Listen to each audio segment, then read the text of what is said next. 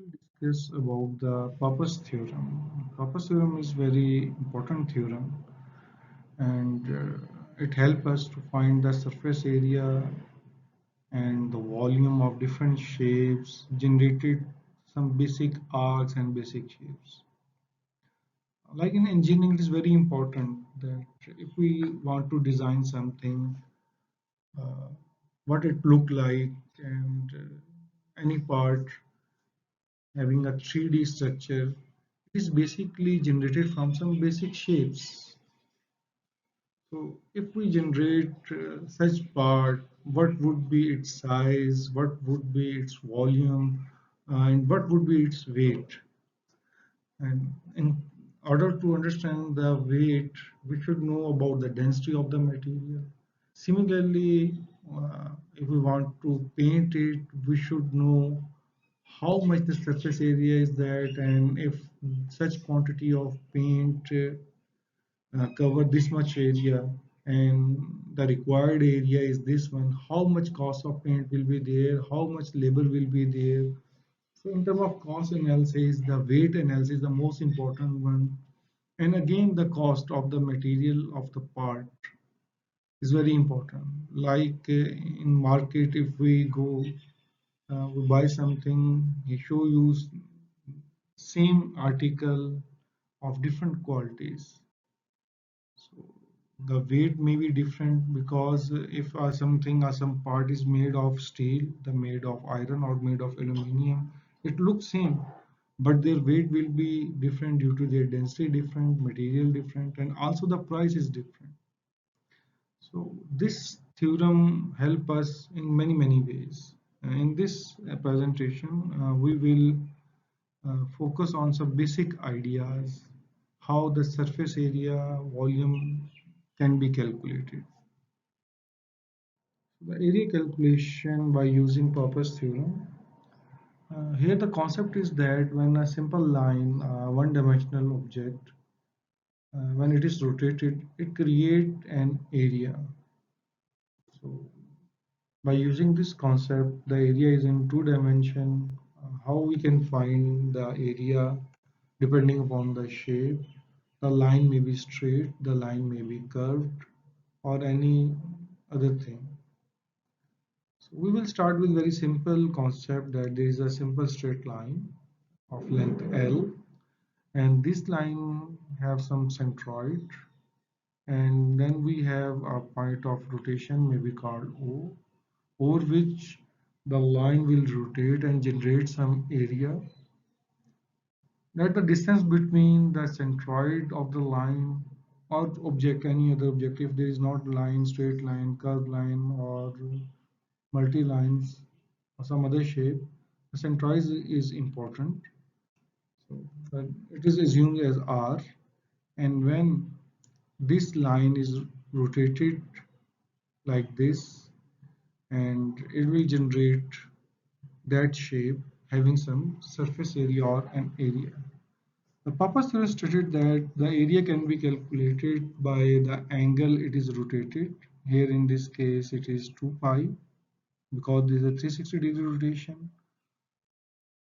multiplied by the distance between the centroid of the object to the point of rotation and the length of object, the length of the line, which is L.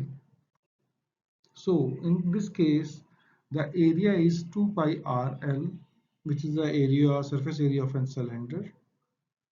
Uh, Now we will see how these different parameters affect the shape generated. Like if we increase the length, the shape may be like this, or if we increase the distance between centroid of the object to the point of rotation, it grow further bigger, or we changes the angle, say we have half rotation. In this case, the shape look like this. So whatsoever the rotation angle may be 90 degree, maybe 180 degree, maybe 360 degree, the radius of rotation, the length, we can calculate the area. or you can say the surface area. That area is again very useful, as I've already described, that you want to paint, you want to apply some tiles or some other mechanism, you want to see the space.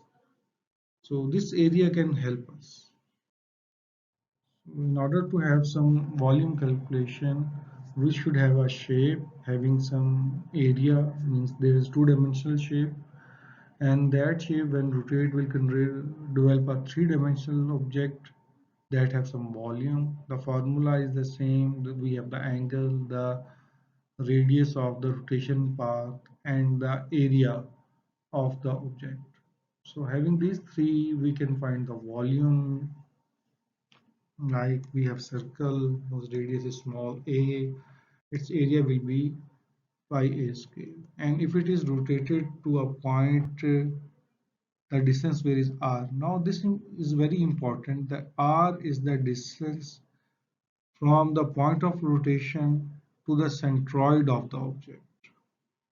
And if it is rotated to 360 degree, means 2 pi, in this way it will generate a shape like this.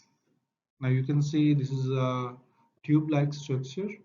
So if we want to find the volume of this structure, uh, we place all the values, like theta was 2 pi, the distance between centroid of the object to the point of rotation was capital R, the area of object which was rotated was pi a square. So we can find the volume very easily. There may be many shapes, various shape, composite bodies. So if you know the basic shape, we generate some 3D object, and you know the radius, you can easily find out the volume. That volume is very important. We can use that volume for the calculation of weight, for costing and other aspects. Like if we know the density of the material which is being used to generate that, to develop that shape, we have the volume, we have the density, we can find out the mass, which can help us not only to find out the weight and its suitability in designing the of object, that is this weight is suitable, is this strength is suitable, what would be the cost. So many factors can be find out if we have the volume. In order to find the surface area, this rule is same, but in that case we have one line which is in one dimension and the shape generated was in two dimension. But here we have an object which was circle or maybe any other object which is in two dimension. When it was rotated, it had generated the three dimension object which has some volume and surface area. As we have already discussed, the circle is being of radius a is being rotated, and the distance of rotation from the point of rotation to the centroid of the object was r, and it was rotated over 2 pi, and this shape was generated. We have already calculated its volume. Now about the surface area, we need the circumference. You know, the circumference or perimeter is the length unit, not the area unit. So in case of circle, it is 2 pi r. In case of rectangle, we have to add up the sides. In any other case, we have to add other all the sizes. And when we generate the using the same equation of theta RL, theta is 2 pi because it was rotated to 360 degrees. The distance between point of rotation to the center was capital R. Now the length is important. In our last case, it was a line, so length of the line was simple. But here we have circle. We may have some triangle. We may have some rectangle or some other diagram. So in that case, we have to find the perimeter, which is in obviously in length unit.